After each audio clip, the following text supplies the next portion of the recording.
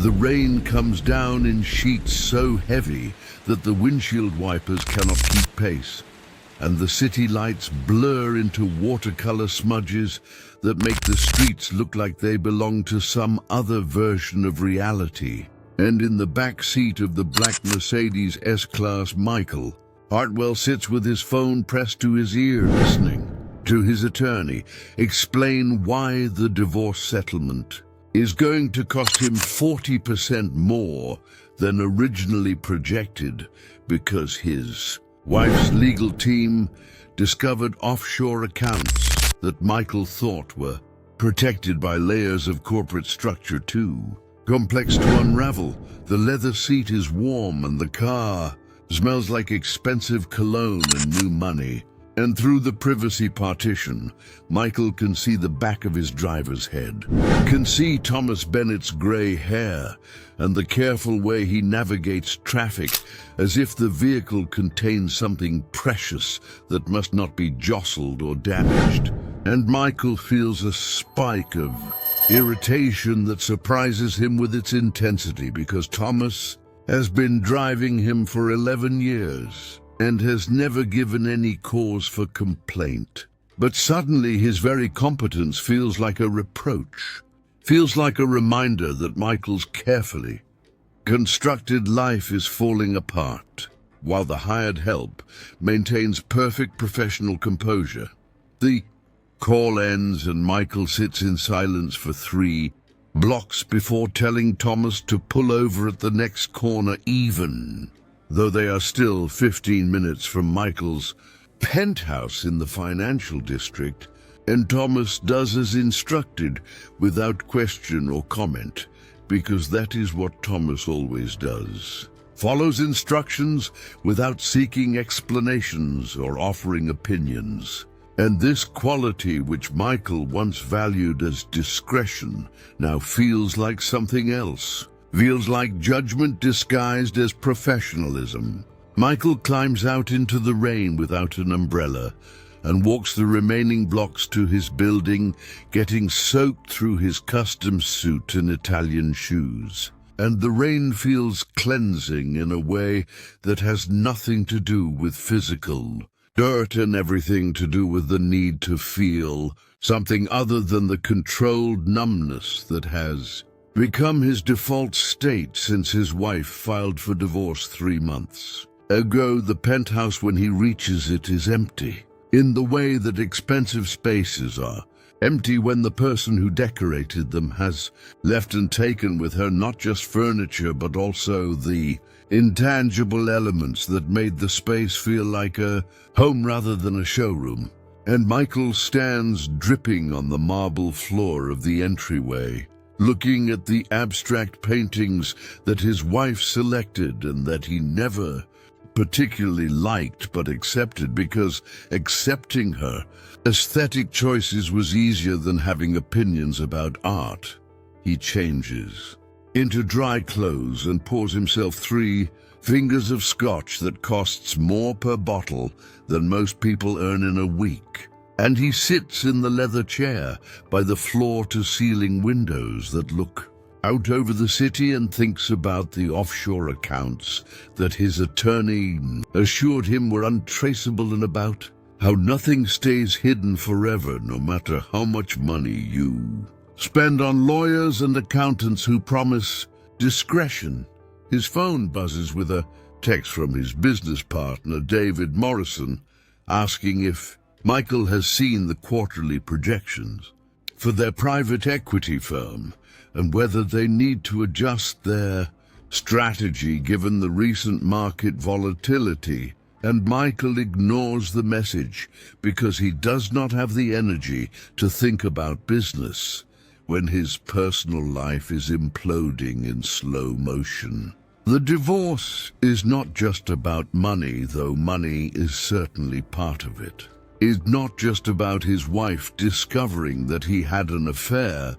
though that discovery was certainly the catalyst that made her finally leave after years of contemplating it, but is rather about the accumulated weight of choices made over 15 years that prioritized career advancement and wealth, accumulation over the slower and less quantifiable work of building a marriage that could withstand the pressure of success. Before we go any further, I need you to pause here with Michael, because what happens next will unravel a mystery that has been hiding in plain sight for 11 years. Subscribe to this channel and turn on notifications, because this story goes places you will not predict. Now tell me, if your most trusted employee suddenly became your greatest threat, would you see the signs before it was too late? Leave your answer in the comments, because by the end of this story, you will understand why the people closest to us often know our secrets better than we know them ourselves. The following morning, Michael wakes with the kind of headache that comes from drinking expensive scotch on an empty stomach and sleeping in a chair rather than a bed. And he has a 10 a.m. meeting with potential investors that he cannot miss, despite feeling like something that belongs in a medical waste disposal unit. Thomas is waiting in the usual spot outside. Michael's building at 8:30, as he has been every weekday morning for 11 years. And when Michael climbs into the back seat, he notices for the first time in months or possibly years that Thomas looks older than he remembers, has more gray in his hair and deeper lines around his eyes, and the kind of fatigue in his posture that suggests he is carrying weight that has nothing to do with physical labor. They drive to the office in the silence that has become routine, with Michael reviewing documents on his tablet and Thomas navigating the morning traffic with the practiced efficiency of someone who has driven these same routes thousands of times. The meeting with investors goes poorly because Michael's attention keeps drifting, and he finds himself unable to summon the enthusiasm and confidence that are essential to convincing wealthy people to give you their money. And after 90 minutes of increasingly awkward presentations and evasive answers to direct questions, the potential investors thank him for his time with the kind of polite coldness that means they will never call back. His business partner, David, corners him in the hallway afterward and asks what is going on, because the Michael who showed up to that meeting was not the Michael who built a private equity firm worth $800 million. And Michael tells him that everything is fine, even though everything is manifestly not fine, and David knows it, but does not press, because pressing would require a level of emotional engagement that their professional relationship has never included. Thomas drives Michael to a lunch meeting with a client at a restaurant downtown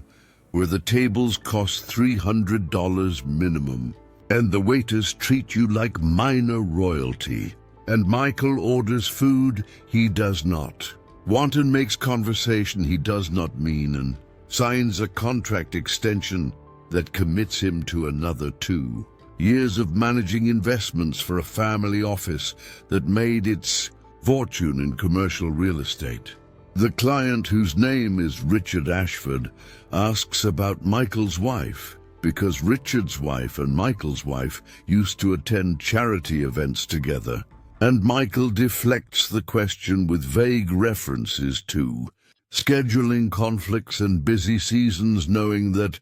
Richard will hear about the divorce soon enough through the social networks that wealthy people maintain to keep track of each other's fortunes and misfortunes. The afternoon passes in a blur of conference calls and document reviews and meetings with lawyers about the divorce settlement. And by the time Michael leaves the office at 7 p.m., He's exhausted in a way that goes beyond physical tiredness and enters the territory of existential depletion, where simply existing feels like work. Thomas is waiting in the usual spot, and they drive through evening traffic back toward Michael's penthouse. And halfway there, Michael's phone rings with a call from an unknown number that he almost does not answer, but then decides to take because ignoring unknown calls has become a reflex that seems cowardly now that so much of his life is falling apart anyway. The voice on the other end belongs to a private investigator named Sarah Collins, who says she is calling regarding a matter of urgent importance that she would prefer to discuss in person rather than over the phone. And Michael's first thought is that his wife has hired investigators to find more hidden assets to include in the divorce settlement. Sarah says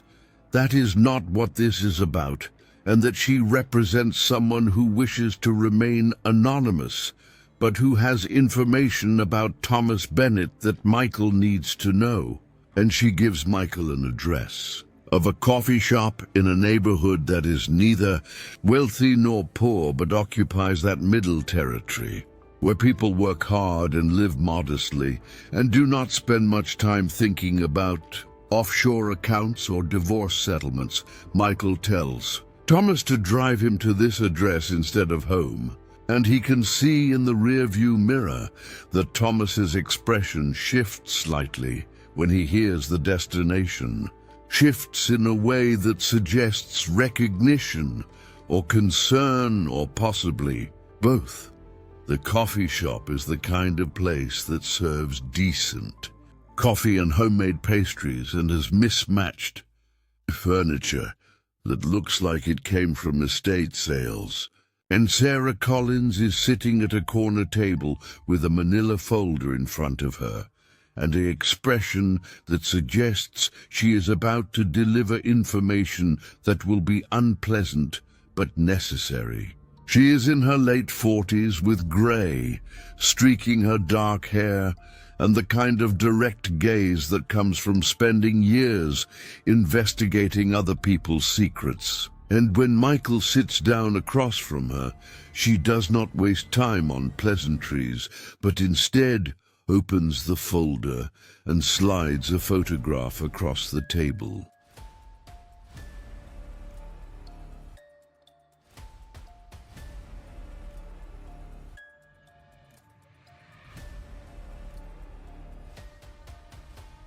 The photograph shows Thomas Bennett standing outside a modest house in what appears to be a working-class suburb, and the photo is recent based on Thomas's appearance and the car visible in the background, which is not the Mercedes he drives for Michael, but rather an older Toyota sedan. Sarah tells Michael that she has been investigating Thomas Bennett for the past 6 weeks at the request of a client who wishes to remain anonymous, and that what she has discovered raises questions about Thomas's identity and background that Michael should be aware of given their long professional relationship.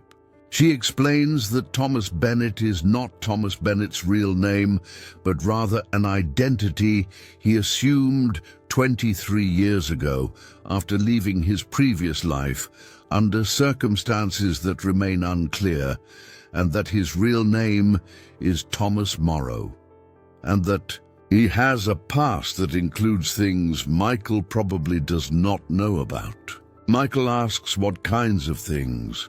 and Sarah says that Thomas Morrow was involved in a financial scandal 23 years ago that resulted in several people losing their life savings, and that while Thomas was never criminally charged, the civil lawsuit settlement required him to pay restitution that he apparently never fully paid, because the people who lost money in the scandal have been trying to track him down ever since. The information hits Michael like cold water,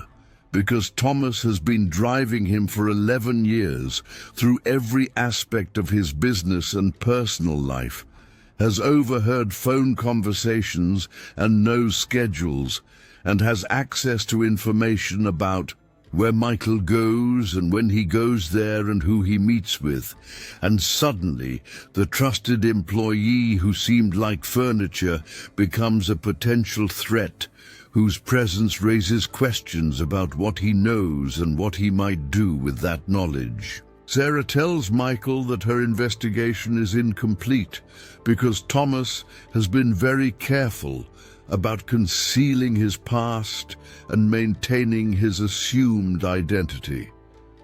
but that she wanted to alert Michael to what she has found so far, because continuing to employ someone with a hidden past seems unwise, given the sensitivity of Michael's business dealings. She slides additional documents across the table, including copies of old news articles about the financial scandal and court records showing the civil judgment against Thomas Morrow. And Michael reads through them with growing unease as he realizes that the man who has been driving him around for more than a decade is not who he claimed to be. Michael asks Sarah who hired her to investigate Thomas and why they care about a driver's background, and Sarah says that her client wishes to remain anonymous, but that they have a personal connection to the original financial scandal and have been searching for Thomas Morrow for many years. Michael asks if the client intends to pursue legal action against Thomas, and Sarah says that is a decision her client will make, but that her job was simply to locate Thomas and provide information about his current circumstances, including his employment with Michael. The conversation continues for another 20 minutes as Sarah walks Michael through the details of her investigation, including surveillance photographs and financial records, and interviews with people who knew Thomas Morrow before he became Thomas Bennett. And by the end of the meeting, Michael feels like he is looking at his life through a telescope that has suddenly brought into focus details he never noticed before. He returns to the car where Thomas is waiting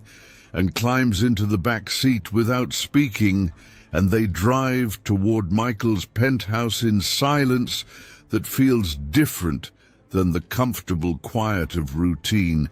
feels charged with unspoken questions and suppressed anger. Michael studies Thomas's reflection in the rearview mirror and tries to see signs of deception or hidden motives, but sees only the same professional composure that has characterized their relationship for 11 years. And this consistency now feels suspicious rather than reassuring, because how can someone maintain such perfect professionalism while hiding an entirely false identity? They arrive at Michael's building and Thomas opens the door and wishes him a good evening with the same polite formality he uses every evening. And Michael responds with automatic courtesy while already planning what he will do with the information Sarah Collins provided. That evening, Michael sits in his penthouse with Sarah's folder spread across his dining table and reads through every document multiple times, trying to understand who Thomas Bennett really is and what his presence in Michael's life means. The financial scandal that Thomas Morrow was involved in occurred 23 years ago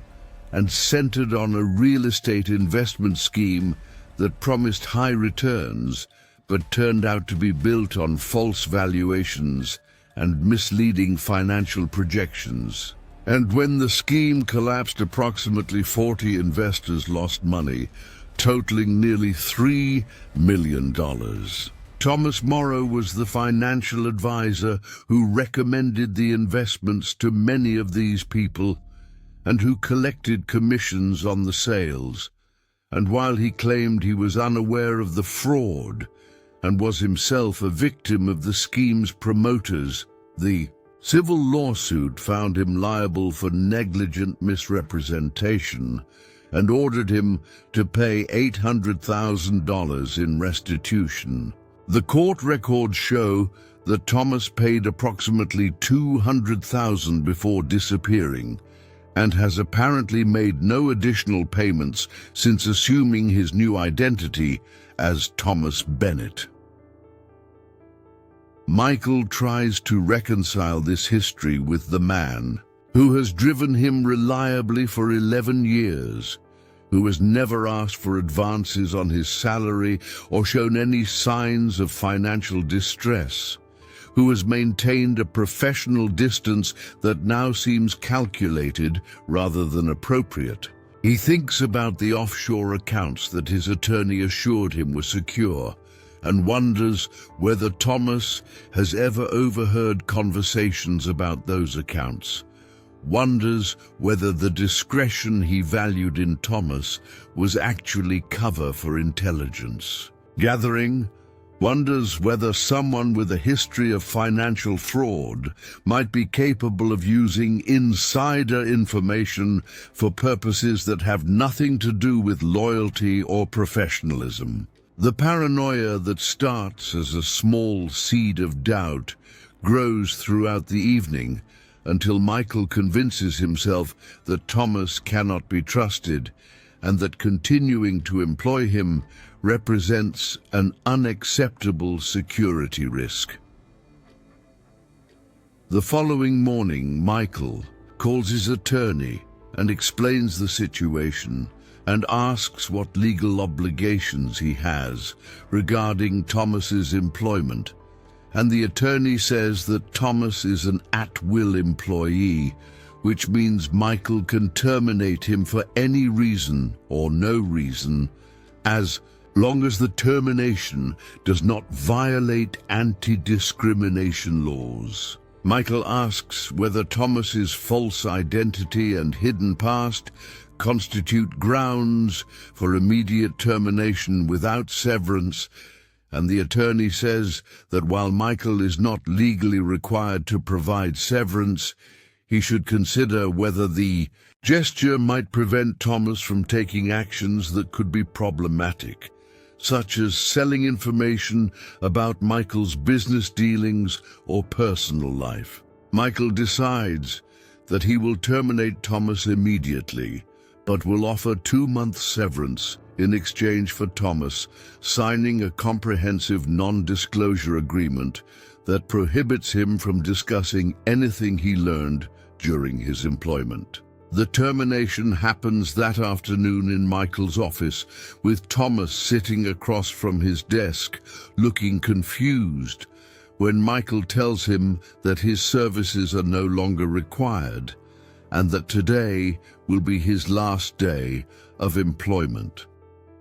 Michael does not mention the investigation or the discovered false identity, but simply says that he is making changes to his personal staff arrangements and that Thomas should clean out his locker and return his access cards by the end of the day. Thomas asks if there was some problem with his performance, and Michael says no, but offers no additional explanation, and the silence that follows this exchange is painful in its awkwardness as Thomas processes what is happening and Michael maintains the cold, professional distance that he has learned to use when making difficult business decisions. Michael slides the severance agreement across the desk, along with a check for 2 months' salary, and tells Thomas that he will receive the payment once he signs the agreement. And Thomas reads through the document slowly before signing it with a hand that trembles slightly, suggesting that beneath his professional composure he is either angry or frightened or both. Thomas stands and extends his hand for a farewell handshake, and Michael takes it automatically, even though the gesture feels hollow,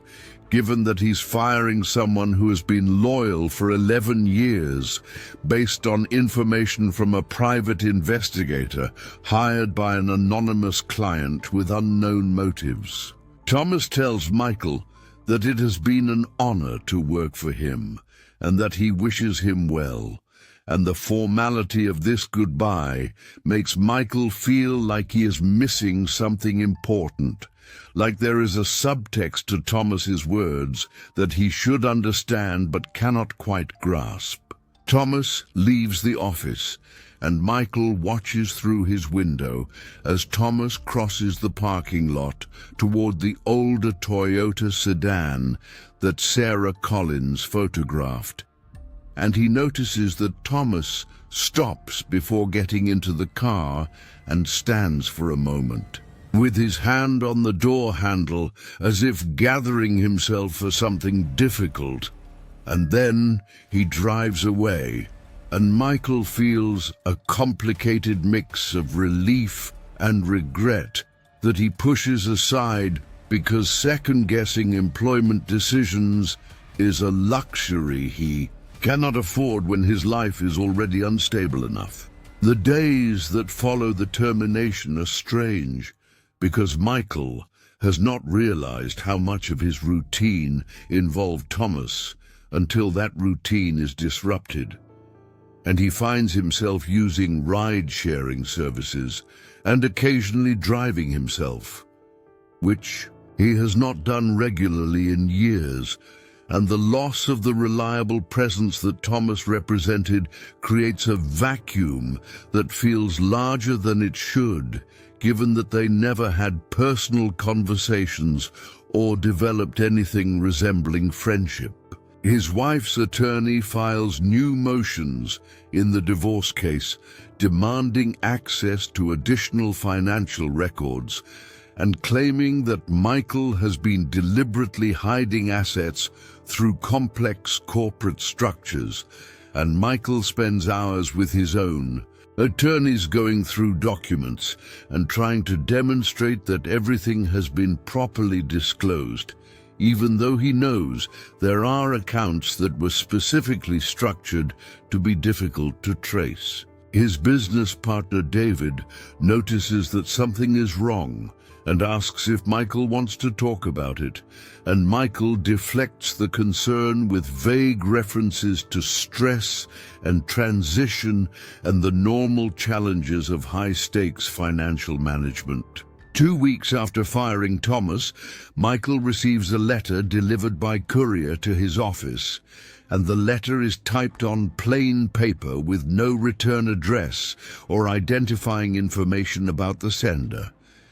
The letter says that Michael made a mistake, firing Thomas Bennett, and that this mistake will have consequences that Michael has not anticipated, and that if Michael wants to understand what those consequences might be, he should meet with the sender at a specific location on Friday evening at 8 p.m. The letter includes a photograph that shows Michael walking into his building with a woman who is not his wife, and the photograph was taken 6 months before his wife filed for divorce during a period when Michael thought his affair was completely secret because he was careful about where they met and how they communicated. The implication is clear, which is that whoever sent this letter has access to information that could make Michael's divorce settlement even more expensive,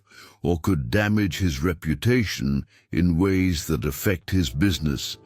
and that this information is somehow connected to Thomas Bennett's termination. Michael's first instinct is to ignore the letter because responding to threats feels like weakness, and because meeting with anonymous blackmailers seems like an excellent way to make a bad situation worse. But the photograph bothers him because it means that someone was watching him 6 months ago, and documenting his movements without his knowledge. And if they were watching him, then they might have been watching other aspects of his life, including his business dealings and his financial arrangements. He shows the letter to his attorney, who advises him not to meet with whoever sent it and to instead report the apparent extortion attempt to law enforcement. But Michael worries that involving police will create public records that his wife's attorneys could use in the divorce proceedings, and that the potential damage from that exposure might be worse than whatever the letter sender has in mind. Friday evening arrives, and Michael decides against his better judgment to go to the specified location, which is a bar in the same working-class neighborhood where he met with Sarah Collins 2 weeks earlier, and the bar is the kind of place where people come to drink rather than socialize, and where the lighting is dim enough to provide privacy, but not so dark that it feels dangerous. Michael arrives 10 minutes early and sits in a booth toward the back where he can see the entrance. And at precisely 8 p.m., a woman in her 60s walks in and looks around before spotting Michael and approaching his table. She introduces herself as Margaret Paulson and says that she is one of the investors who lost money in the real estate scandal 23 years ago, and that she has been looking for Thomas Morrow ever since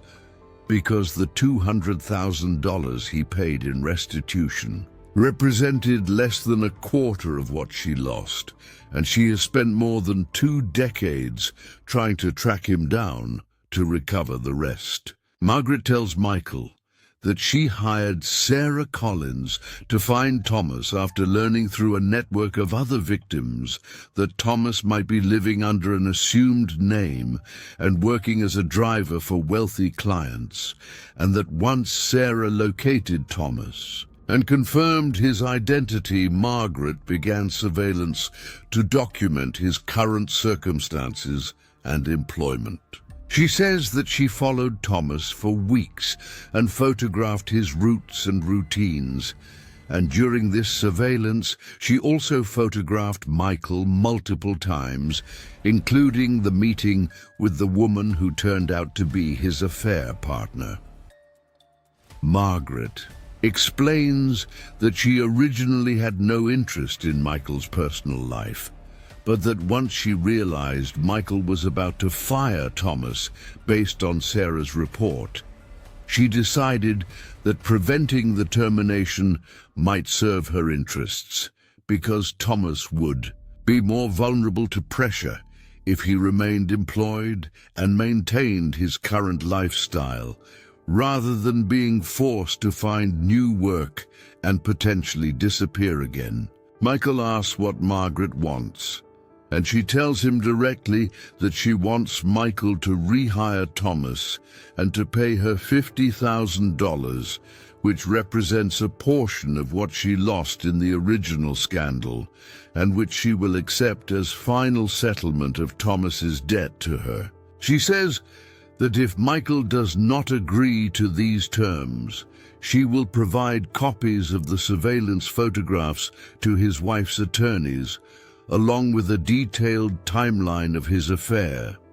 And she will also provide information to Michael's business partners and investors about his offshore accounts and complex corporate structures that might raise questions about whether Michael is being fully transparent in his business dealings. The threat is clear and comprehensive, and Michael realizes that Margaret has spent weeks or possibly months building a complete picture of his vulnerabilities and has constructed leverage that touches every aspect of his life that matters to him. He asks Margaret why she cares whether Thomas remains employed, since she could simply demand payment directly from Thomas now that she has found him. And Margaret says that Thomas has no assets that she can access, and that wage garnishment would take years to recover meaningful amounts, whereas Michael has substantial resources and can afford to pay $50,000 without significant hardship. She also says that she suspects Thomas has information about Michael's financial arrangements that might be valuable to others, including Michael's wife's attorneys or business competitors,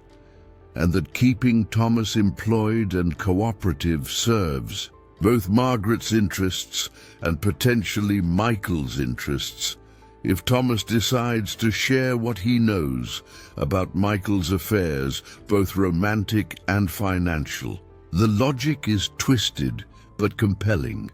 and Michael finds himself trapped between competing bad options with no clear path to a good outcome.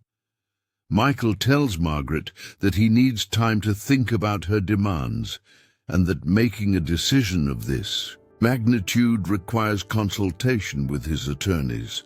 and Margaret says that he has 72 hours to decide, after which she will assume his answer is no, and will proceed with providing the information she has gathered to all the parties who might find it interesting. She slides a business card across the table with a phone number where he can reach her, and then she stands and leaves the bar without waiting for any further response. Michael sits alone in the booth for another hour, drinking bourbon he does not taste, and trying to understand how firing his driver for having a fake identity has transformed into a blackmail scheme that threatens to expose everything he has been trying to keep hidden. And he realizes that the mistake was not firing Thomas, but rather believing that anything in his life could be kept secret if enough money was spent on lawyers and complex financial structures and carefully managed appearances. He returns to his penthouse and finds another letter waiting for him. This one slipped under his door rather than delivered by courier, and when he opens it, he finds a single page with a handwritten note from Thomas that says they need to talk about what happened and why Michael really fired him, and what Thomas knows that might be relevant to Michael's current situation. The note includes a phone number and a suggestion that Michael call within 24 hours if he wants to resolve this situation before it becomes more complicated than it already is. And the handwriting is neat and controlled, but the message carries an edge of urgency that suggests Thomas understands exactly what Margaret Paulson is doing and wants to offer information or assistance that Michael does not yet know he needs. Michael does not sleep that night because every time he closes his eyes, he sees the surveillance photograph of himself with his affair partner and imagines that photograph being presented in divorce court, or being leaked to business associates, or being used to destroy the carefully constructed reputation he has spent 20 years building. And by 4 in the morning, he has convinced himself that the only rational choice is to pay Margaret Paulson the $50,000 and rehire Thomas, and hope that compliance with the blackmail demands will make the problem disappear. He calls Thomas's number at 7 a.m. before he can talk himself out of it, and Thomas answers on the second ring with a voice that sounds alert despite the early hour, as if he has been waiting for this call, or possibly has not slept either. Michael suggests they meet for breakfast at a diner that is neutral territory, not the expensive restaurants where Michael usually conducts business, and not anywhere near Thomas's neighborhood or Margaret Paulson's surveillance routes. And Thomas agrees without asking questions about why Michael suddenly wants to meet after firing him 2 weeks earlier. The diner is the kind of place that serves strong coffee and enormous portions of eggs and bacon. and has been operating in the same location. For 40 years, serving the same menu to rotating generations of customers. And Michael arrives first and sits in a booth near the back where he can watch the entrance. Thomas walks in at precisely 8:30 wearing jeans and a simple button-down shirt that makes him look like a stranger, because Michael has only ever seen him in the dark suit and tie that served as his driver's uniform. And this casual version of Thomas seems both more authentic and more threatening, because it reminds Michael that he never really knew this person who spent 11 years driving him around the city. Thomas slides into the booth across from Michael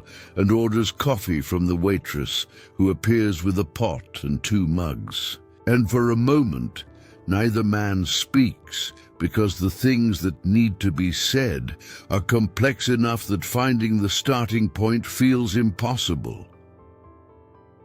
Michael breaks the silence by telling Thomas about Margaret Paulson's demands, and about the surveillance photographs, and about the 72-hour deadline that is now down to approximately 40 hours. And he watches Thomas's face as he processes this information, and sees not surprise, but rather something that looks like resignation, or possibly confirmation of suspicions he already held. Thomas tells Michael that he knew Margaret was looking for him because he has spent 23 years aware that the people he hurt in the real estate scandal would never stop searching, and that he chose the profession of private driver specifically because it provided legitimate employment that paid well enough to support a modest lifestyle while keeping him largely invisible to the kinds of database searches and credit checks that might reveal his true identity. He says that he has been expecting this confrontation for more than 2 decades, and that in some ways he is relieved that it has finally arrived, because living with the constant fear of exposure is its own form of imprisonment. Michael asks Thomas why he never paid the full restitution he owed, if he has been working steadily for 23 years, earning decent money as a private driver. And Thomas explains that the $200,000 he paid initially came from liquidating everything he owned, including his house and his retirement accounts and his car, and that after paying that amount and changing his identity and relocating, he was starting from zero with nothing but the money he could earn from day-to-day work. He says that he has been sending anonymous payments of $500 monthly to a fund that distributes money to the original fraud victims, and that over 23 years these payments total more than $130,000, which represents a significant portion of what he still owes, even though it is not the full amount and is not paid in a way that would satisfy legal obligations or resolve the judgment against him. Michael is surprised by this information because it suggests that Thomas has been making restitution efforts even while maintaining his hidden identity. And this complicates the simple narrative of a con artist who ran away from his debts and never looked back. Thomas pulls out his phone and shows Michael bank records documenting the monthly $500 transfers going back more than 15 years to when he started being able to afford consistent payments. And the records show that the transfers go to an account managed by a victims advocacy group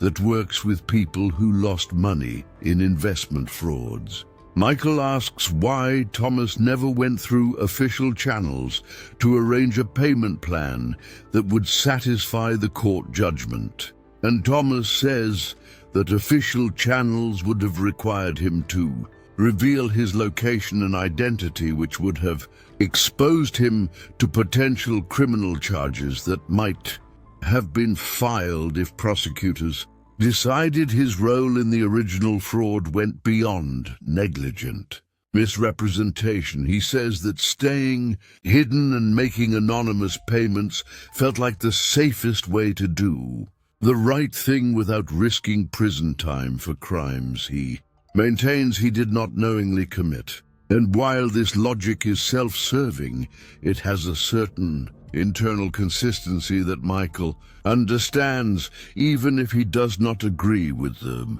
choices Thomas made. The conversation continues for more than an hour as Thomas walks Michael through the original real estate scandal and his role in it, explaining that he was a young financial advisor working for a firm that promoted investments in what they claimed were undervalued commercial properties that would appreciate rapidly as the area developed. Thomas says that he believed the valuations were accurate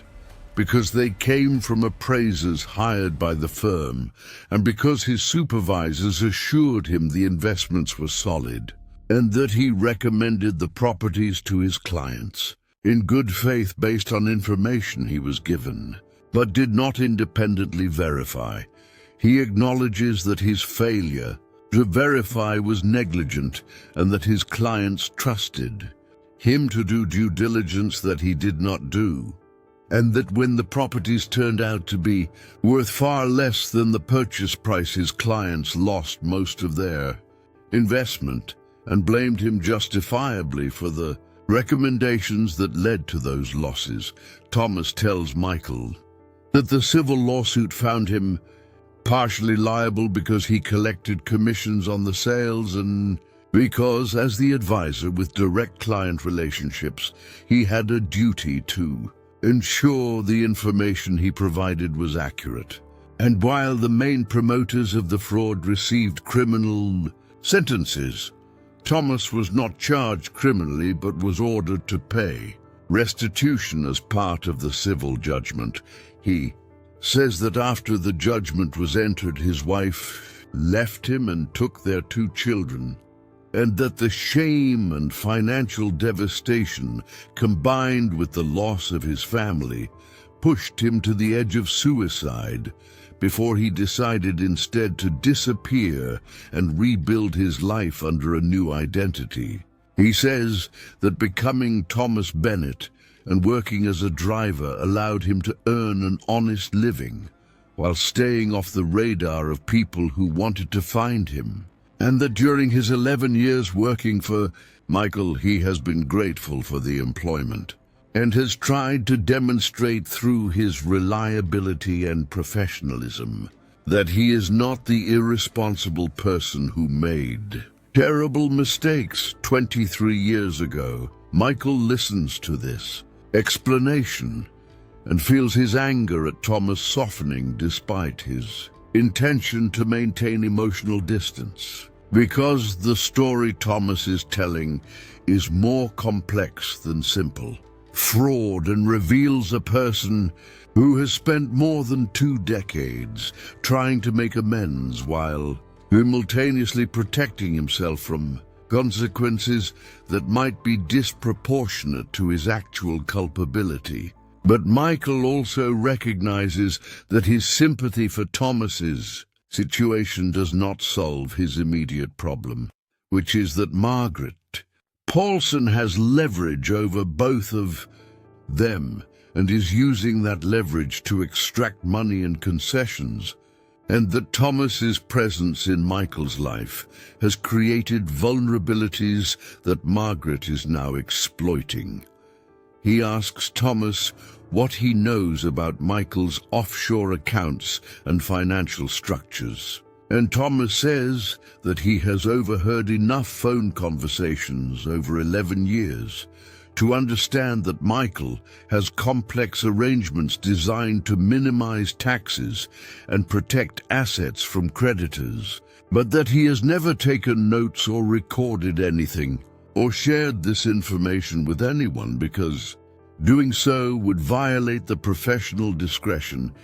that has kept him employed and anonymous. Thomas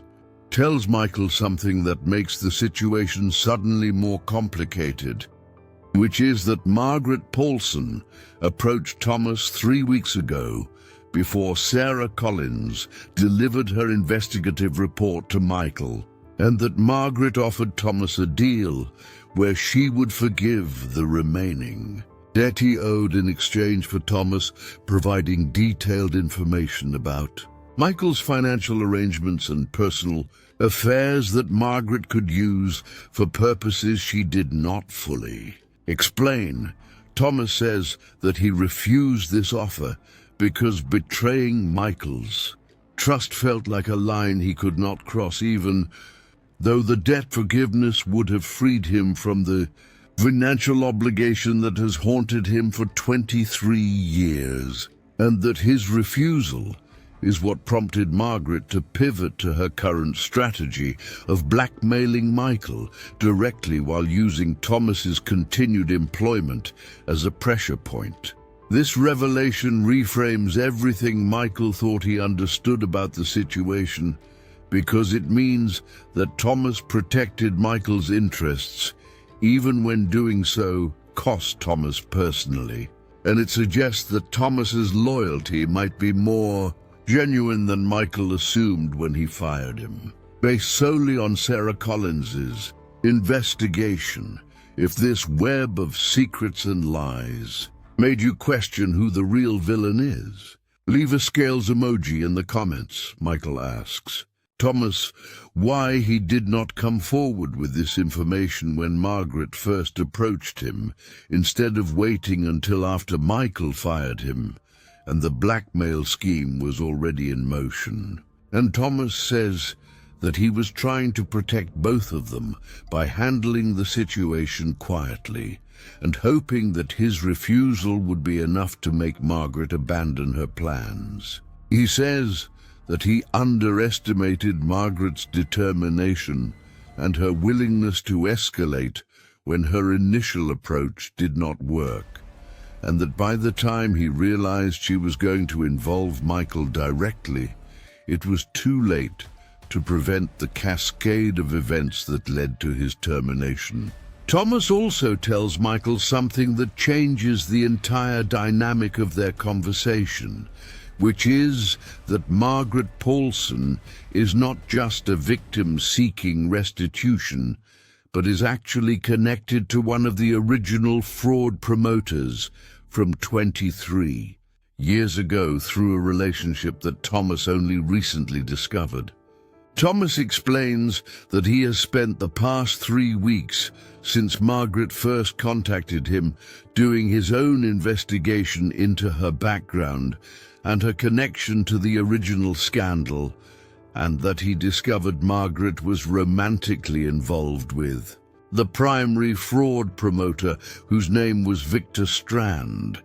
and who received a 15-year prison sentence for his role in the scheme. Thomas says that Victor was released from prison 8 months ago after serving his full sentence with no early parole, and that Margaret and Victor have been working together to locate Thomas and extract whatever value they can from his current situation,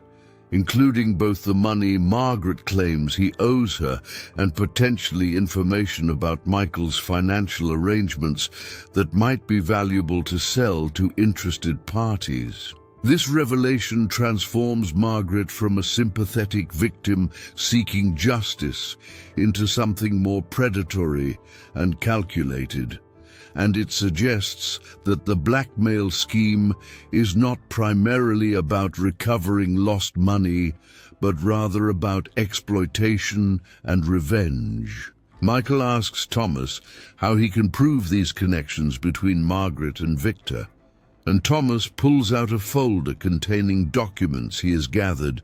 including property records showing that Margaret and Victor purchased a house together 6 weeks ago, and photographs showing them meeting multiple times at restaurants and cafes around the city. Thomas also has records showing that Victor Strand has been researching Michael's business interests since his release from prison and has made contact with several of Michael's competitors, possibly to gauge their interest in confidential information about Michael's operations and strategies. The picture that emerges from these documents is of a coordinated effort by two people with criminal backgrounds to use Thomas's hidden past as leverage to extract money and information from Michael. And while Thomas's original fraud involvement gives Margaret some legitimate grievance, the current scheme goes far beyond seeking restitution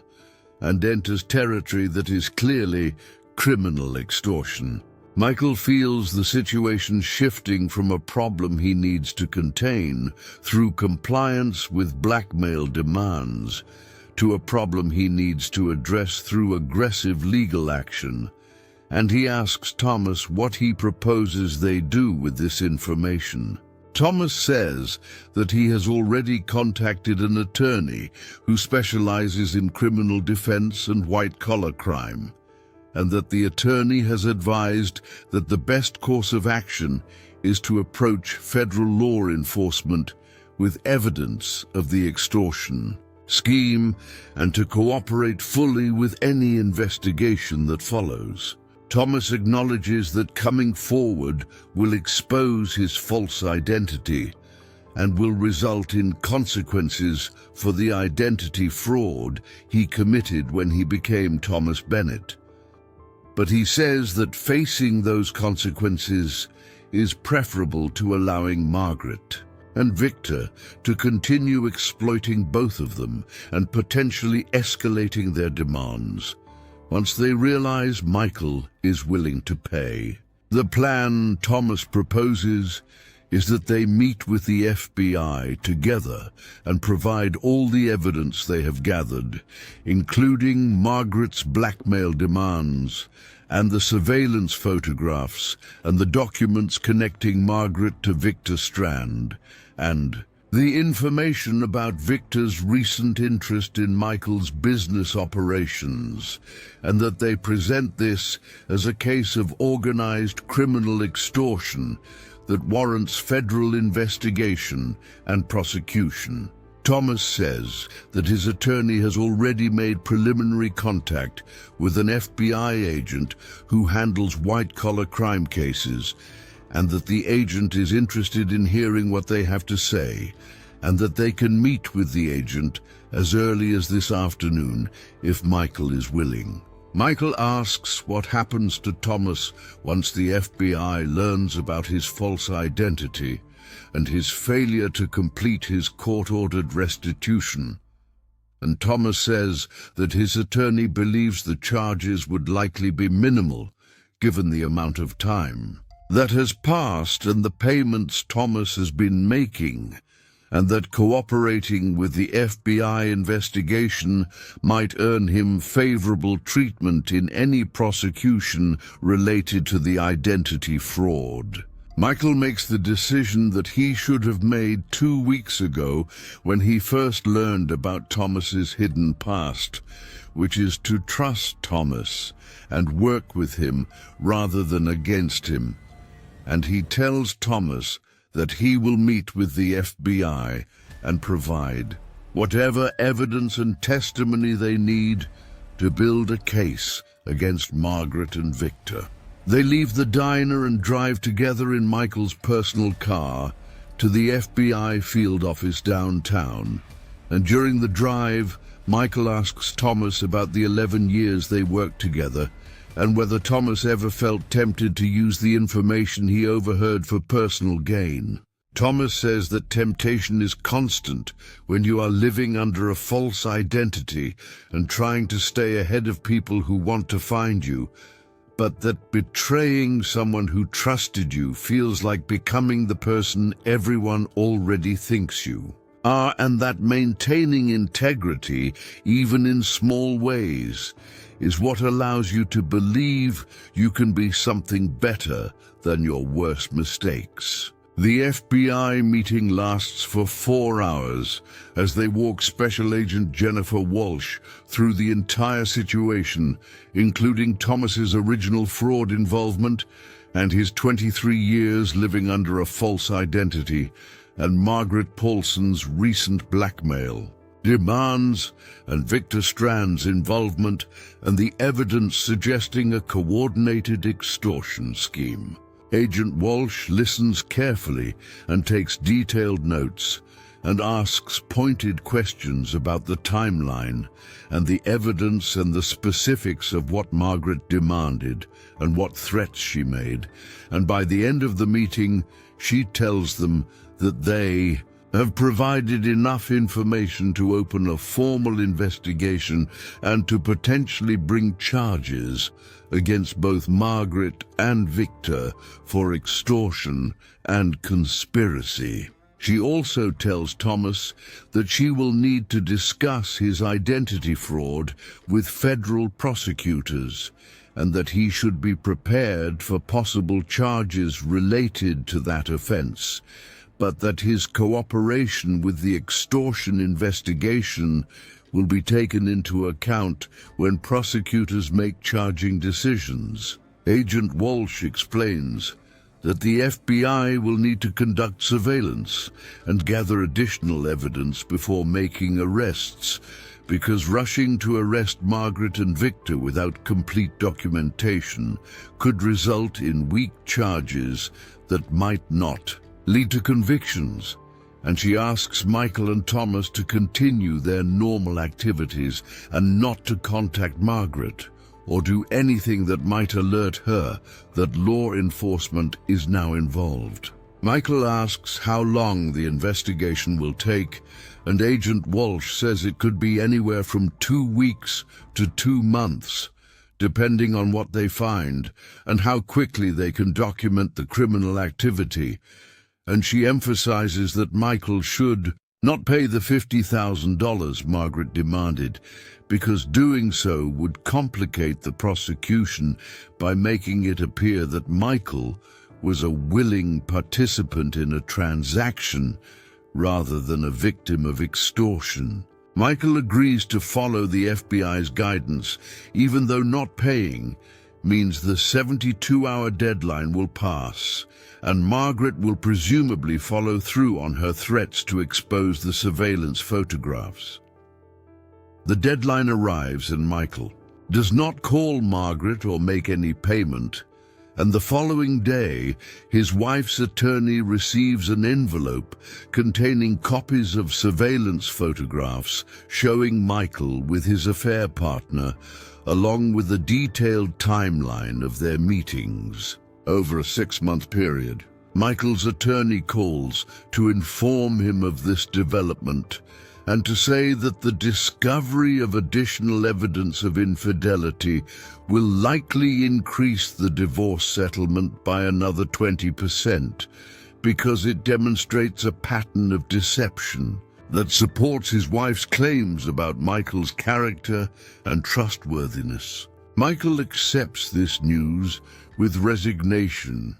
because he knew the photographs would eventually surface, and because the financial cost of the increased settlement is less important than the larger goal of stopping Margaret and Victor's extortion scheme before it expands beyond his personal life into his business operations. The photographs also find their way to several business associates through anonymous emails that suggest Michael cannot be trusted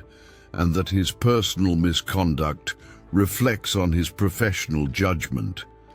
And Michael spends several days fielding uncomfortable phone calls from investors and partners who want to know whether the photographs are authentic and whether they need to worry about Michael's judgment affecting their shared business interests. He handles these conversations with as much honesty as he can manage, while still protecting confidential details, and he finds that most of his business associates are more concerned with optics and reputation risk than with moral judgments about his affair, and that as long as he can assure them the situation is contained and will not create ongoing scandals, they are willing to continue their professional relationships. His business partner, David, is more direct and tells Michael that having personal problems is understandable, but allowing those problems to create vulnerabilities that other people can exploit is unacceptable, and that Michael needs to resolve whatever is happening in his personal life before it destroys the firm they have spent 15 years building. The FBI investigation moves forward, with agents conducting surveillance of Margaret and Victor and documenting their activities and communications. And Agent Walsh keeps Michael and Thomas updated on progress through weekly phone calls that provide limited details, but enough information to confirm that the investigation is active and moving toward charges. During one of these calls, Agent Walsh tells them that the FBI has documented multiple meetings between Margaret and Victor, where they discussed expanding their extortion efforts beyond Michael to other people whose information they might be able to obtain through Thomas's access to wealthy clients over his 11-year career as a driver, and that this broader conspiracy strengthens the federal case because it shows a pattern of criminal activity rather than an isolated incident. She also tells them that Victor has been in contact with several known information brokers who specialize in selling confidential business information to competitors, and that the FBI is investigating whether Victor has already sold any information he obtained through Margaret's relationship with Thomas. 6 weeks after Michael and Thomas first met with the FBI, Agent Walsh calls to say that they are ready to make arrests and that they will be executing search warrants and taking both Margaret and Victor into custody the following morning. She asks Michael and Thomas to be available to provide victim statements after the arrests are made, and she warns them that the arrests will likely generate media attention because Victor's criminal history and the extortion scheme's connection to wealthy targets make it newsworthy. The arrests happen as planned, with Margaret and Victor both taken into custody at their shared residence, and the FBI's search of the property uncovers extensive documentation of their extortion planning, including lists of other potential targets and notes about information they hope to obtain or already possessed about various individuals and businesses. The case makes local news with headlines about a former fraud convict and his partner being arrested for extorting a wealthy businessman through blackmail and threats to expose confidential information. And while the news stories do not identify Michael by name, they include enough details about a private equity executive being targeted that people in his business circles quickly deduce his identity. Michael receives dozens of calls and messages from business associates and acquaintances expressing support or curiosity or concern, and he realizes that the arrest has paradoxically made his situation more public than if he had simply paid the blackmail and tried to keep everything quiet. His attorney tells him that the publicity actually helps his position in the divorce proceedings because it frames him as a victim of a criminal scheme rather than simply as an unfaithful husband who got caught, and that his wife's attorney will have a harder time arguing for enhanced penalties. When the photographs were obtained through illegal surveillance, conducted as part of an extortion plot, the preliminary hearing for Margaret and Victor happens 3 weeks after their arrest, and Michael attends along with Thomas to hear the charges formally presented and to see the defendants in court. Margaret looks smaller and older than she appeared at the bar when she made her blackmail demands, and Victor Strand is a man in his 70s with grey hair and an expensive suit that does not quite conceal the prison pallor that comes from spending 15 years away from natural sunlight. The federal prosecutor presents a summary of the evidence, including recorded conversations and surveillance photographs and financial records showing the coordination between Margaret and Victor,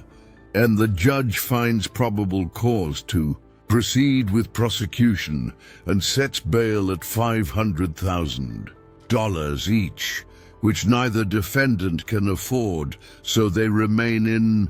custody pending trial. After the hearing, Agent Walsh tells Michael and Thomas that federal prosecutors are offering both defendants plea agreements that would reduce their sentences in exchange for guilty pleas and cooperation with ongoing investigations into other potential extortion victims, and that based on the evidence, the prosecutors expect both defendants will accept the offers because going to trial would likely result in much longer sentences. She also tells Thomas that federal prosecutors have reviewed his case regarding the identity fraud and have decided not to file charges given his cooperation with the extortion investigation and the payments he has been making to victims of the original fraud, though they are requiring him to work with the court to formally resolve the 23-year-old civil judgment through a structured payment plan that accounts for what he has already paid. Thomas is visibly relieved by this news because it means he can stop living under a false identity and can begin rebuilding his life under his real name without the constant fear of criminal prosecution. Michael and Thomas leave the courthouse together and stand on the steps in afternoon sunlight that feels like a symbolic clearing after months of storms. And Michael tells Thomas that he regrets firing him based on incomplete information and asks whether Thomas would consider returning to work as his driver. Thomas is quiet for a moment before saying that he appreciates the offer, but that he thinks their relationship has changed too much to go back to the simple employer-employee dynamic they had before, and that he needs to figure out who Thomas Morrow is now that he is no longer hiding behind Thomas Bennett's identity. Michael understands this response and respects it, and instead offers to write a letter of recommendation and to serve as a reference for whatever work Thomas pursues next. And Thomas accepts this offer with visible gratitude. They shake hands on the courthouse steps, and Michael watches Thomas walk away, thinking that sometimes the people we trust the most are the ones whose secrets we never learn until crisis forces truth into the light. The trial of Margaret Paulson and Victor Strand takes place 8 months after their arrest because federal cases move slowly through the machinery of justice, and because both defendants initially rejected plea agreements, hoping that prosecutors would reduce charges as trial approached. But when the trial date arrived and the government's evidence remained overwhelming, both defendants accepted revised plea deals that sent them to federal prison for 7 years and 5 years, respectively. Michael attends the sentencing hearing because Agent Walsh suggested that victim impact statements carry weight with judges and might influence the length of incarceration, and he stands before the court and describes how Margaret and Victor's extortion scheme invaded every aspect of his life, including his divorce proceedings and his business relationships and his sense of security. And he tells the judge that while he understands Margaret had legitimate grievances from the original fraud, the methods she chose to seek restitution crossed lines that deserve serious punishment. Thomas also provides a statement acknowledging his role in creating the conditions that made Margaret feel justified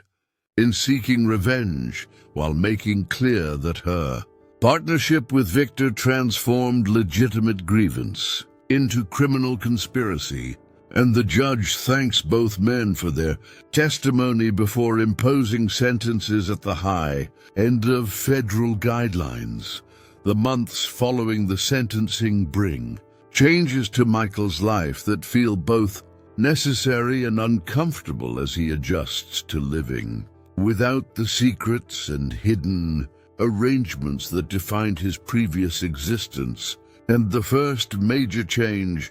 is finalizing his divorce with a settlement that gives his ex-wife 38% of his assets and primary custody of their children, with Michael receiving visitation rights that require him to demonstrate consistent presence and engagement, rather than the sporadic attention he provided during the marriage. The settlement is expensive, but fair given the evidence of his affair and his pattern of prioritizing work over family. And Michael signs the papers with a mixture of relief that the process is over and regret about the marriage he failed to maintain through his choices over 15 years. His ex-wife tells him during their final meeting with attorneys that she does not forgive him for the affair, but that she hopes he will be a better father to their children. Now that the pressure of maintaining a failing marriage is removed, and Michael promises to try, though he knows that promises mean little compared to consistent actions demonstrated over time. The second major change involves restructuring his business operations to reduce the complexity and secrecy that characterized his financial arrangements. And Michael works with new attorneys and accountants to bring his offshore accounts back into domestic jurisdiction and to simplify the corporate structures that were designed to obscure asset ownership and minimize tax obligations. This restructuring costs him approximately $4 million in back taxes and penalties and professional fees, but it also eliminates the constant anxiety about whether his arrangements will survive regulatory scrutiny and whether the hidden nature of his finances creates vulnerabilities that others can exploit. His business partner, David, initially resists these changes because complexity and opacity were central to their firm's competitive advantage. But after several difficult conversations, David agrees that operating transparently is worth the cost if it prevents future crises of the magnitude they just experienced. Michael establishes a foundation focused on supporting victims of financial fraud and providing resources for people trying to rebuild their lives after being targeted by scams and Ponzi schemes and investment frauds. And he capitalizes the foundation with $2 million and recruits board members who include former prosecutors and victim advocates and financial crime experts. The Foundation's first major initiative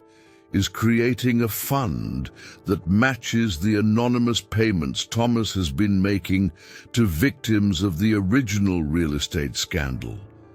And the Foundation commits to paying another $300,000 over 5 years to help compensate the investors who lost money 23 years ago. Margaret Paulson is excluded from receiving any of these payments because her criminal conduct forfeited any claim to victim status. But the other 39 investors who were harmed by the original fraud receive distributions that represent partial, though not complete, restitution for their losses. Thomas Morrow, who is no longer Thomas Bennett and is learning to answer to his birth name after 23 years of hiding behind a false identity, finds employment with a transportation company that provides drivers for corporate clients. And his extensive experience and Michael's strong letter of recommendation help him secure a position that pays well and provides benefits despite his complicated history. The company's owner is a woman named Linda Peterson, who built her business from nothing and who values second chances because she herself recovered from bankruptcy 15 years ago. And Linda tells Thomas during his interview that everyone has a past, and what matters is what you do with the present and the future. Thomas thrives in this new role because it allows him to use the professional skills he developed over 11 years, while also building relationships with colleagues who know his real name and his real history and accept him anyway. And this acceptance feels like freedom after decades of carefully managing what information he shared and with whom. Michael and Thomas maintain contact through occasional coffee meetings where they discuss how their lives have changed and what they learned from the crisis that connected them in ways they never anticipated during the 11 years of their previous relationship.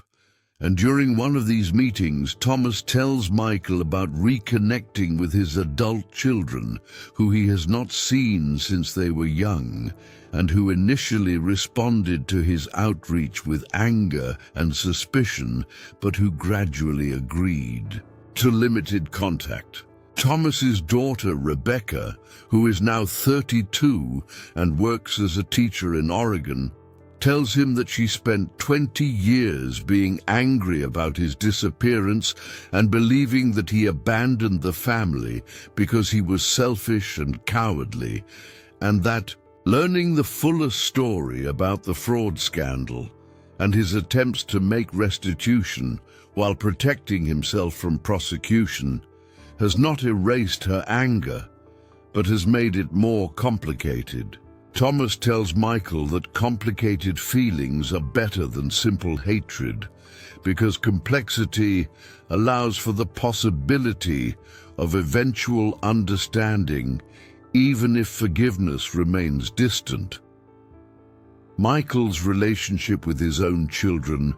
improves slowly as he makes consistent efforts to attend their school events and sports games and simply spend time with them without the constant distraction of work calls and business emails.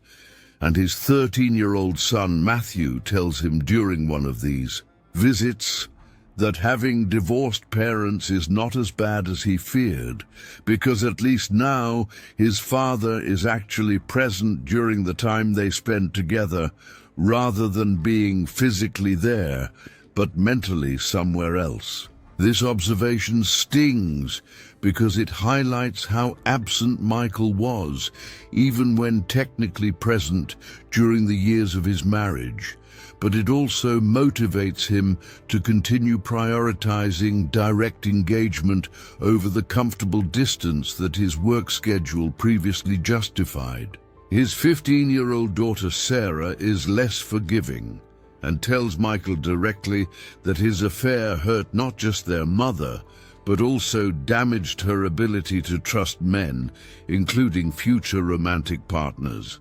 And Michael has no adequate response, except to acknowledge the harm and to commit to demonstrating through actions over years that trustworthiness can be rebuilt, even if trust, once broken, never fully recovers its original innocence. The foundation Michael established grows beyond his initial expectations as other victims of financial fraud learn about its existence and apply for assistance.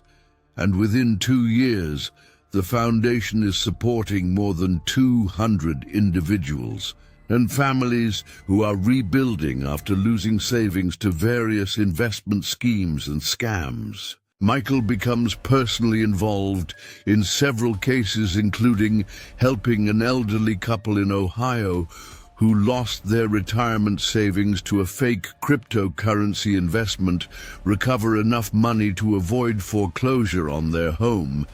And he discovers that using his financial expertise and connections to help people who have been victimized provides satisfaction that his private equity work never did, despite generating far more personal income. He hires a full-time executive director to manage the foundation's operations and expand its reach. And the person he hires is Amanda Richardson, who previously worked at the FBI's Financial Crimes Unit, and who brings both expertise and credibility to the organization. Thomas establishes his own small fund to support children of people who are incarcerated for white-collar crimes, because he remembers how his children suffered when he disappeared and when their families' finances collapsed, and the fund provides scholarships and mentoring and financial assistance to help these children access opportunities that might otherwise be foreclosed by their parents' criminal history. The fund starts small, with Thomas contributing $5,000 from his savings and recruiting volunteers from support groups for families affected by white-collar crime, but it gradually attracts additional donors, including several of the original fraud victims who appreciate Thomas's efforts at restitution and want to help break cycles of shame and disadvantage. Rebecca, Thomas's daughter, becomes involved with the fund as a volunteer mentor, working with teenage girls whose fathers are in prison,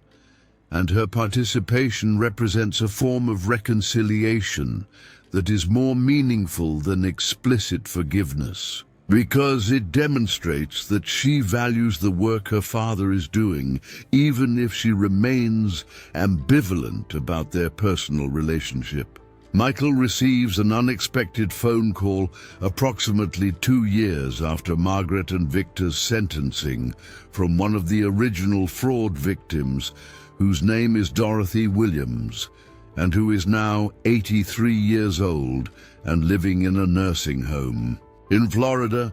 And Dorothy tells Michael that she received a distribution from his foundation and that she wants to thank him personally for helping compensate people who were harmed by the scandal that destroyed Thomas Morrow's previous life. She tells Michael that she lost $60,000 in the real estate fraud, which represented most of her retirement savings,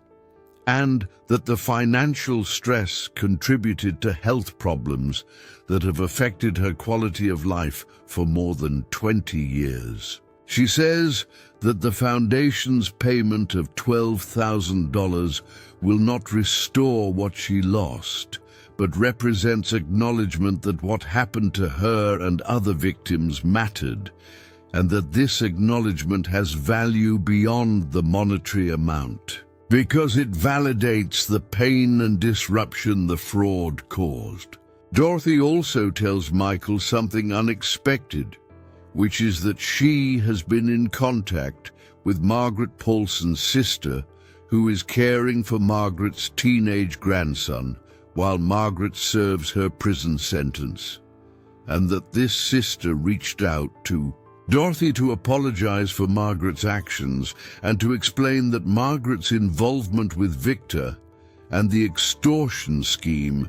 came from a combination of legitimate anger about the original fraud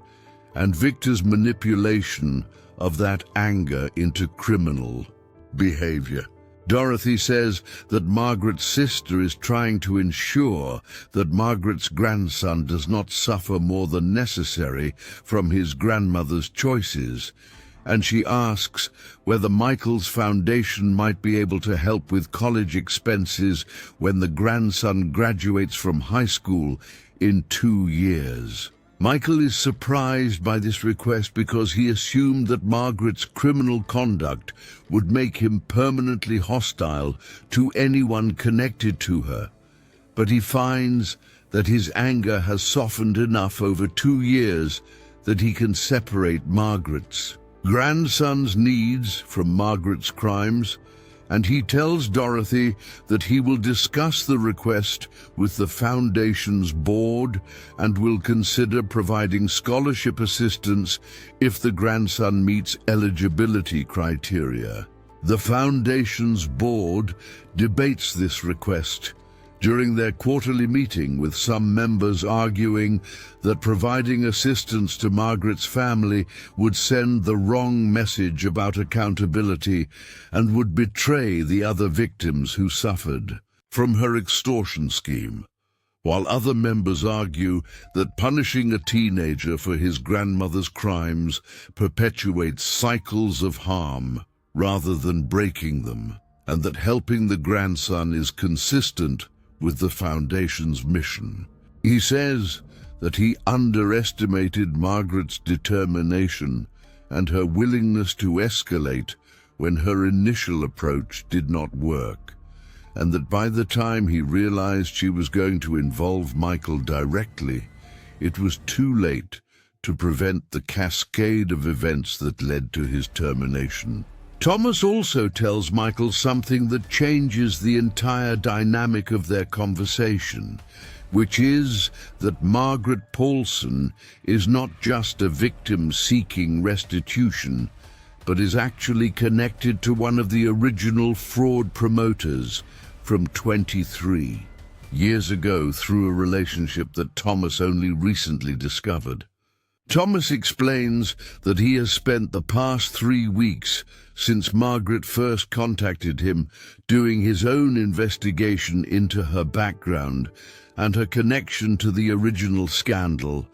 and that he discovered Margaret was romantically involved with the primary fraud promoter, whose name was Victor Strand, and who received a 15-year prison sentence for his role in the scheme. Thomas says that Victor was released from prison 8 months ago after serving his full sentence with no early parole, and that Margaret and Victor have been working together to locate Thomas and extract whatever value they can from his current situation, including both the money Margaret claims he owes her and potentially information about Michael's financial arrangements that might be valuable to sell to interested parties. This revelation transforms Margaret from a sympathetic victim seeking justice into something more predatory and calculated, and it suggests that the blackmail scheme is not primarily about recovering lost money, but rather about exploitation and revenge. Michael asks Thomas how he can prove these connections between Margaret and Victor, and Thomas pulls out a folder containing documents he has gathered, including property records showing that Margaret and Victor purchased a house together 6 weeks ago, and photographs showing them meeting multiple times at restaurants and cafes around the city. Thomas also has records showing that Victor Strand has been researching Michael's business interests since his release from prison, and has made contact with several of Michael's competitors, possibly to gauge their interest in confidential information about Michael's operations and strategies. The picture that emerges from these documents is of a coordinated effort by 2 people with criminal backgrounds to use Thomas's hidden past as leverage to extract money and information from Michael. And while Thomas's original fraud involvement gives Margaret some legitimate grievance, the current scheme goes far beyond seeking restitution and enters territory that is clearly criminal extortion. Michael feels the situation shifting from a problem he needs to contain through compliance with blackmail demands to a problem he needs to address through aggressive legal action. And he asks Thomas what he proposes they do with this information. Thomas says that he has already contacted an attorney who specializes in criminal defense and white-collar crime, and that the attorney has advised that the best course of action is to approach federal law enforcement with evidence of the extortion scheme and to cooperate fully with any investigation that follows. Thomas acknowledges that coming forward will expose his false identity and will result in consequences for the identity fraud he committed when he became Thomas Bennett. But he says that facing those consequences is preferable to allowing Margaret and Victor to continue exploiting both of them and potentially escalating their demands once they realize Michael is willing to pay. The plan Thomas proposes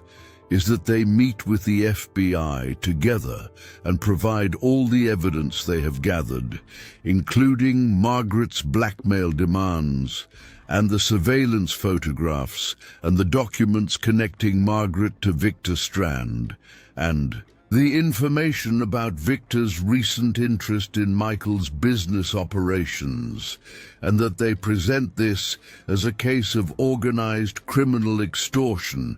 that warrants federal investigation and prosecution. Thomas says that his attorney has already made preliminary contact with an FBI agent who handles white-collar crime cases, and that the agent is interested in hearing what they have to say, and that they can meet with the agent as early as this afternoon if Michael is willing. Michael asks what happens to Thomas once the FBI learns about his false identity and his failure to complete his court-ordered restitution. And Thomas says that his attorney believes the charges would likely be minimal, given the amount of time that has passed and the payments Thomas has been making, and that cooperating with the FBI investigation might earn him favorable treatment in any prosecution related to the identity fraud. Michael makes the decision that he should have made 2 weeks ago when he first learned about Thomas's hidden past, which is to trust Thomas and work with him rather than against him.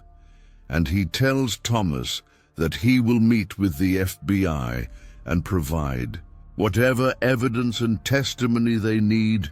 to build a case against Margaret and Victor. They leave the diner and drive together in Michael's personal car to the FBI field office downtown. And during the drive, Michael asks Thomas about the 11 years they worked together and whether Thomas ever felt tempted to use the information he overheard for personal gain. Thomas says that temptation is constant when you are living under a false identity and trying to stay ahead of people who want to find you, but that betraying someone who trusted you feels like becoming the person everyone already thinks you are, and that maintaining integrity, even in small ways, is what allows you to believe you can be something better than your worst mistakes. The FBI meeting lasts for 4 hours as they walk Special Agent Jennifer Walsh through the entire situation, including Thomas's original fraud involvement and his 23 years living under a false identity, and Margaret Paulson's recent blackmail demands and Victor Strand's involvement, and the evidence suggesting a coordinated extortion scheme. Agent Walsh listens carefully and takes detailed notes, and asks pointed questions about the timeline and the evidence and the specifics of what Margaret demanded and what threats she made. And by the end of the meeting, she tells them that they have provided enough information to open a formal investigation and to potentially bring charges against both Margaret and Victor for extortion and conspiracy. She also tells Thomas that she will need to discuss his identity fraud with federal prosecutors and that he should be prepared for possible charges related to that offense,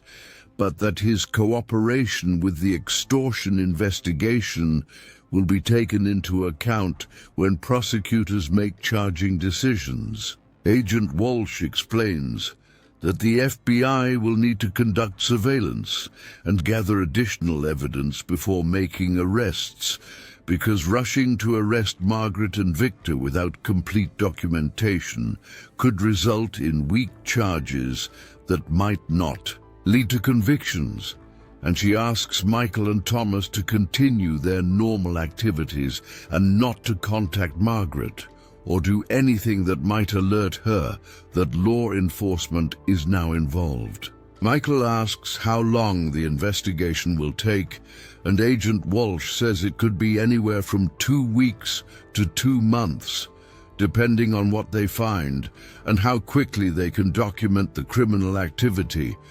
And she emphasizes that Michael should not pay the $50,000 Margaret demanded, because doing so would complicate the prosecution by making it appear that Michael was a willing participant in a transaction rather than a victim of extortion. Michael agrees to follow the FBI's guidance, even though not paying means the 72-hour deadline will pass, and Margaret will presumably follow through on her threats to expose the surveillance photographs. The deadline arrives and Michael does not call Margaret or make any payment, and the following day his wife's attorney receives an envelope containing copies of surveillance photographs showing Michael with his affair partner, along with a detailed timeline of their meetings over a 6-month period. Michael's attorney calls to inform him of this development and to say that the discovery of additional evidence of infidelity will likely increase the divorce settlement by another 20% because it demonstrates a pattern of deception that supports his wife's claims about Michael's character and trustworthiness. Michael accepts this news with resignation because he knew the photographs would eventually surface, and because the financial cost of the increased settlement is less important than the larger goal of stopping Margaret and Victor's extortion scheme before it expands beyond his personal life into his business operations. The photographs also find their way to several business associates through anonymous emails that suggest Michael cannot be trusted and that his personal misconduct reflects on his professional judgment. And Michael spends several days fielding uncomfortable phone calls from investors and partners who want to know whether the photographs are authentic and whether they need to worry about Michael's judgment affecting their shared business interests. He handles these conversations with as much honesty as he can manage, while still protecting confidential details, and he finds that most of his business associates are more concerned with optics and reputation risk than with moral judgments about his affair, and that as long as he can assure them the situation is contained and will not create ongoing scandals, they are willing to continue their professional relationships. Thomas says that privilege creates buffers that protect children from their parents' mistakes, while poverty and disadvantage offer no such protection, and that this inequity is why his fund focuses specifically on children who lack the resources and connections that Michael's children enjoy. Michael acknowledges this point and increases his annual donation to Thomas's fund. And he also recruits several of his wealthy business associates to contribute, because supporting children is an area where even people who are cynical about criminal justice reform can usually find common ground.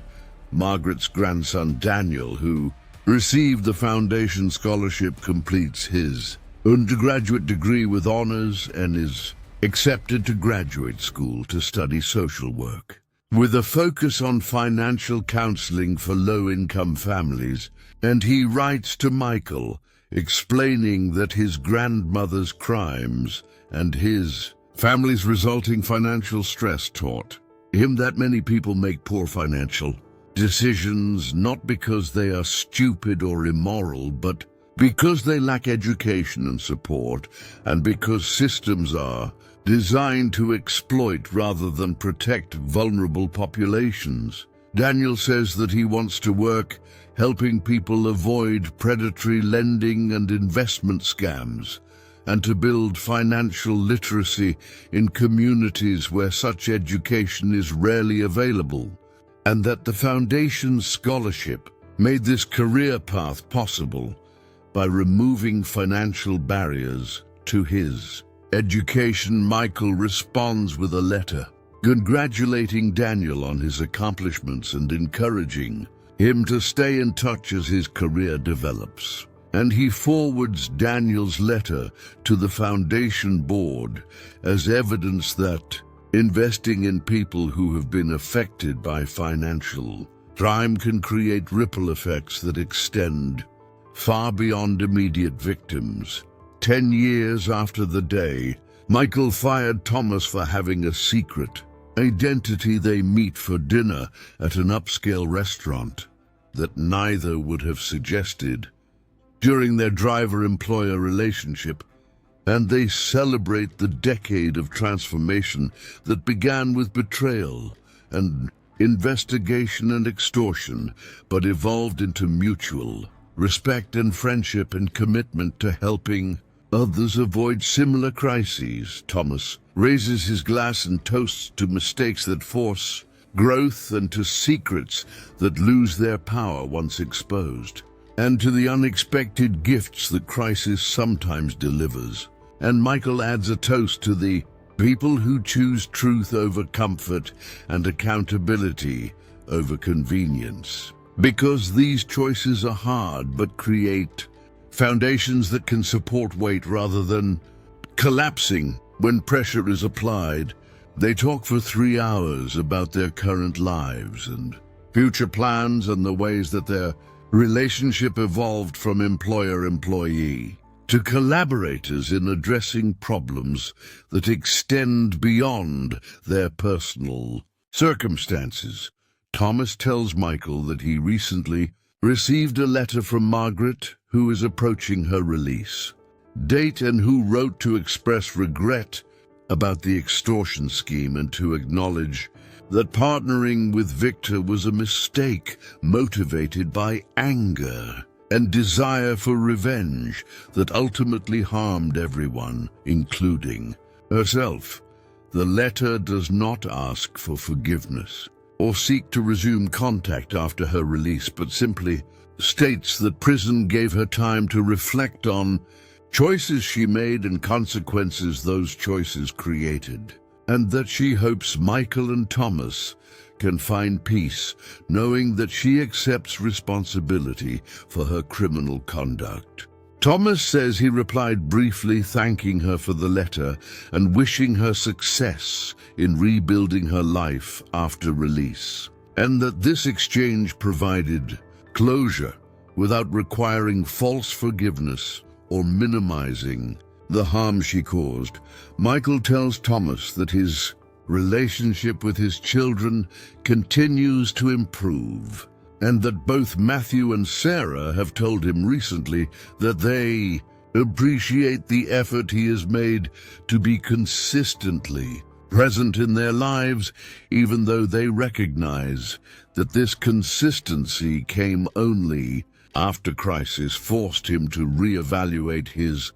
priorities. He says that his daughter Sarah recently asked him to attend a father-daughter event at her school where parents and children discuss trust and honesty in relationships, and that being asked to speak about these topics by the daughter whose trust he violated through his affair felt both uncomfortable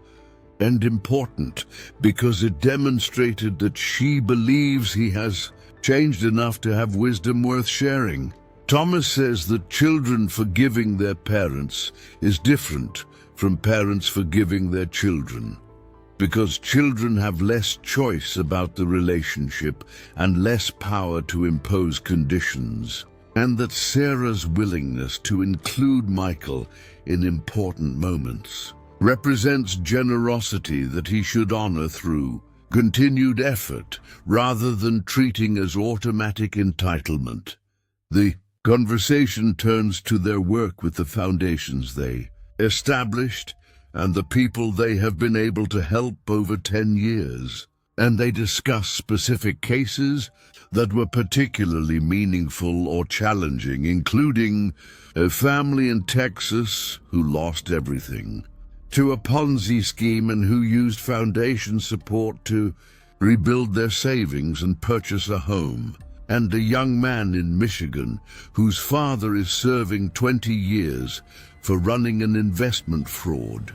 and who used scholarship support to attend college and become an advocate for financial crime victims. They acknowledge that their work helps dozens or hundreds of people, but cannot address the systemic problems that create vulnerability to financial crime, and that lasting change requires policy reforms and cultural shifts that are beyond the scope of what private foundations can accomplish. But they also agree that helping individual people rebuild their lives has value, even if it does not solve larger structural problems, and that the work provides meaning and purpose that makes their own crisis feel less like waste and more like catalyst for transformation. From 0 to 10, what score does this story deserve? And before you click away, understand something that took Michael Hartwell 10 years and a destroyed marriage to learn. The people we trust with our smallest secrets often hold our greatest vulnerabilities, and loyalty is tested not in the years of routine service, but in the moment when betrayal becomes profitable and silence becomes dangerous. Thomas Morrow spent 23 years hiding behind a false name, driving wealthy people through their busy lives. And when crisis came, he chose truth over safety and Michael's interests over his own freedom. And that choice made all the difference between destruction and reconstruction. If this story made you think about the secrets you keep and the people who keep them for you and the price we all pay for, living behind walls we build to protect ourselves, then subscribe to this channel, because every story we tell asks the same question in different forms. When the truth costs everything, will you have the courage to pay the price? Leave your answer in the comments, because the world is full of Thomas Bennett's and Michael Hartwell's, and the only thing that separates tragedy from transformation is the choice to face truth rather than maintaining comfortable lies.